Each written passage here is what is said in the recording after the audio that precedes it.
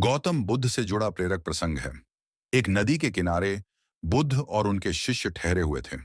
एक दिन उस नदी के किनारे चार लोग नाव से उतरे। वे चारों नाव से नदी पार करके वहां पहुंचे थे। चारों लोग पहनावे से विद्वान दिख रहे थे। नाव से उतरकर चारों ने चर्चा की कि इस नाव की मदद से हम नदी पार करके आए हैं। इस नाव को हम यहां कैसे छोड़ सकते हैं? एक व्यक्ति ने कहा कि जो हमारे काम आया है, हमें भी उसके काम आना चाहिए। यही नीति है।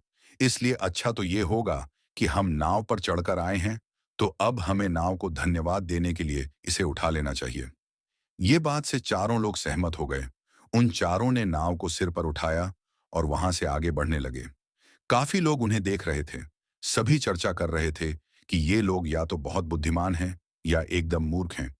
किसी ने इन चारों से नाव को उठाने की वजह पूछी। इन चारों लोगों ने कहा कि इस तरह हम नाव के प्रति अपना आभार व्यक्त कर रहे हैं। इस नाव ने हमें नदी पार करवाई है, अब हम इसे सिर पर रख रहे हैं। पहले हम इसकी सवारी बने थे, अब ये हमारी सवारी बनी है। आभार व्यक्त करना अच्छी बात है। ये पूरी घटना बुद्ध और उनके शिष्य भी बहुत ध्यान से देख रहे थे। शिष्यों ने बुद्ध से कहा कि तथागत, इस घटना के बारे में आप क्या कहना चाहते हैं? बुद्ध बोले कि ये लोग जो कुछ कर रहे हैं, ये तो इनकी अपनी सोच है, लेकिन मुझे ये लगता है कि ये घटना हमें एक सीख दे रही है। लोग अपनी अपनी चीजों के मोह में इस तरह फंस जाते हैं कि वे अपना लक्ष्य ही भूल जाते हैं।